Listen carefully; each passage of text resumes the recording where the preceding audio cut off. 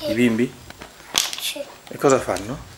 Adesso li metto a giocare A cosa giocano? a pallavolo,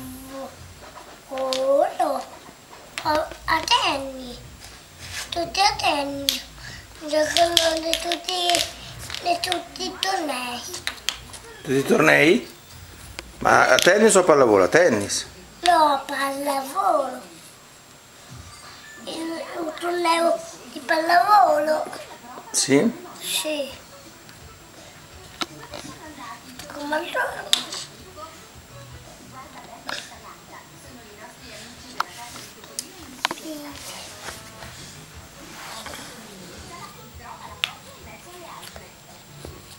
Tutti a loro.